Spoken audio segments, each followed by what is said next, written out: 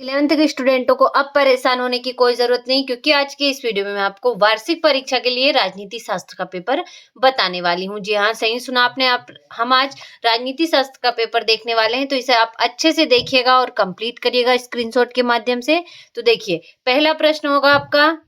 तो देखिए, पहला प्रश्न आपका सही विकल्प चुनिए। तो भारतीय संविधान पूर्ण रूपेण किस दिन लागू किया गया? तो 26 नवंबर 1947 को। और नौकरशाही शब्द का सर्वप्रथम प्रयोग किया था? तो द गार्ने ने किया था।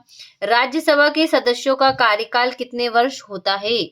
तो 6 वर्ष होता है। और कानूनों की व्याख्या करने वाला सरकार का अंग है? तो कौन सा है? न्यायपालिका है। और राजनीतिक सिद्धांतों को आदर्शोन्मुख बनाने का प्रयास किया? तो लियो स्ट्रास ने किया था। और भारत में निम्नलिखित में किस प्रकार का राज्य है? तो धर्मनिरपेक्ष राज्य है। तो देखिए, इस प्रकार से आपका पहला प्रश्न आंसर सहित कंप्लीट हुआ। इन्हीं प्रश्नों का सामना आपको परीक्षा हॉल में करने को मिलने वाला है, तो अच्छे से स्क्रीनशॉट के माध्यम से इन्हें कंप्लीट करिएगा। ये रहा आपका इंग्लिश मीडियम वालों के लिए, तो अच्छे से ऊपर से टिक लगा लीजिएगा मिलाकर। देखिए, अच्छे से कंप्लीट करिए। अब देख लेते हैं हमारा दूसरा प्रश्न, जो कि है रिक्त स्थानों की पूर्ति कीजिए। तो संविधान सभा की प्रारूप समिति के अध्यक्ष डॉक्टर बी.आर. अंबेडकर है।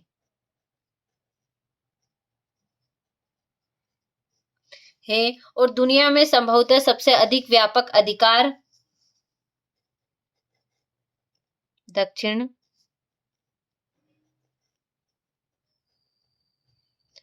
अफ्रीका के नागरिकों को मिले हैं। और राष्ट्रपति पद के प्रत्याशी को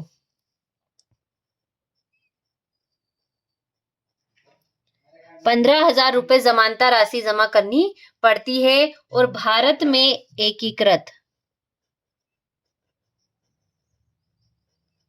एकीकृत न्याय प्रणाली की व्यवस्था की गई है। और स्थानीय स्वशासन एक समिति क्षेत्र में कार्य करते हुए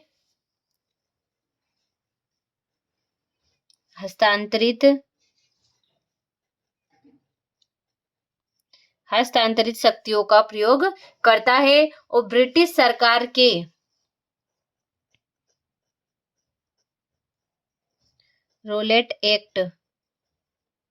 रोलेट एक्ट ने हमारी व्यक्तिगत स्वतंत्रता के अपहरण का प्रयास किया था। तो देखिए, इस तरीके से आपका दूसरा प्रश्न भी कंप्लीट हुआ आंसर सहित। ये रहा आपका इंग्लिश मीडियम वालों के लिए, तो अच्छे से ऊपर से आंसर कंप्लीट करके ट्रांसलेट करिएगा इंग्लिश में और अच्छे से कंप्लीट करिएगा। तो देखिए, इस तरीके से इन प्रश्नों को कंप्लीट करिएगा। तीसरा प्रश्न है आपका सही जोड़ी बनाइए। तो देखिए, पहली होगी आपका निर्झरों का मताधिकार विरोध। तो इसका होगा आपका जे.एस. मील होगा। अगला है आपका सर्वप्रथम राष्ट्रपति शासन वाला राज्य। तो पंजाब है। और राज्य सूची, तो राज्य सूची का होगा आपका 47 विषय। अगला है समानता। समानता का होगा आपका अनुच्छेद 14 से 18। और आर्थिक अधिकार, तो आर्थिक अधिकार का होगा आपका न्यूनतम भत्ता।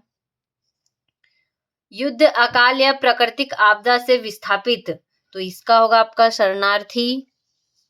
और मॉडर्न पॉलिटिकल एनालिसिस, तो होगा आपका रॉबर्ट डेहल। तो देखिए, इस तरीके से आपका तीसरा प्रश्न भी कंप्लीट हुआ सही जोड़ी। ये रहा आपका इंग्लिश मीडियम वालों के लिए, तो अच्छे से कंप्लीट करिएगा इन्हें भी। अगला प्रश्न है आपका। तो देखिए, चौथा प्रश्न है आपका एक वाक्य में उत्तर लिखिए। तो सरकार का जो अंग कानूनों को लागू कराता है उसे क्या कहते हैं? तो कार्यपालिका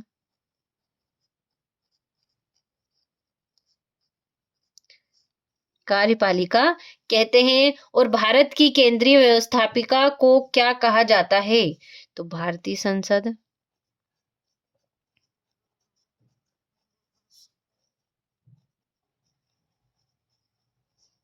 तो भारत की केंद्रीय व्यवस्थापिक को क्या कहा जाता है? तो भारतीय संसद। और अनुच्छेद 356 किससे संबंधित है? अगला है प्रथम राजनीतिक वैज्ञानिक किस विद्वान को माना जाता है? तो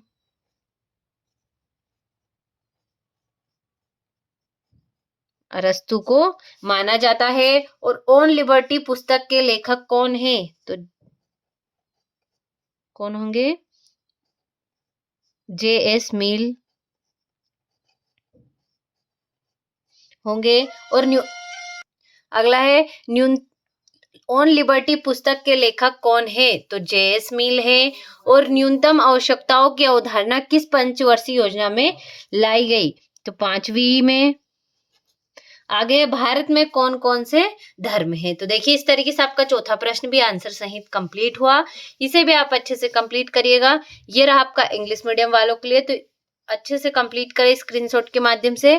5वां प्रश्न है आपका सत्यासत्य लिखिए। तो प्राकृतिक समानता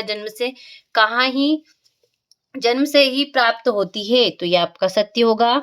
गांधी जी ने हिंद स्वराज 1909 में लिखी थी, तो ये भी सत्य है।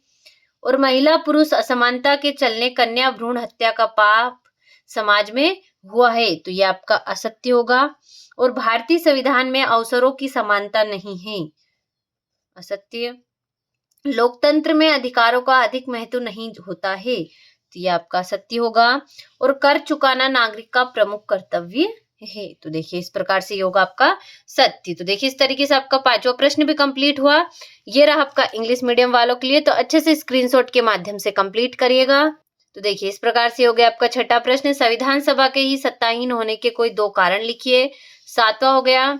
इस तरीके से इन प्रश्नों का आप अच्छे से स्क्रीनशॉट लें और इन्हें कंप्लीट करिए। ये हो गया आपका 10वां प्रश्न। 11वां हो गया। अगर इन प्रश्नों का आपको आंसर भी ना मिले तो आपको घबराने की कोई जरूरत नहीं है, क्योंकि अगले वीडियो में मैं आपको फुल सॉल्यूशन के साथ बताने वाली हूँ। तो अभी के लिए आप इन प्रश्नों का अच्छे से स्क्रीनशॉट ले लीजिए। ये हो गया आपका 16वां, 17वां हो गया, 18वां हो गया, इस तरीके से 19वां, ये हो गया आपका 20वां प्रश्न, 21वां हो गया।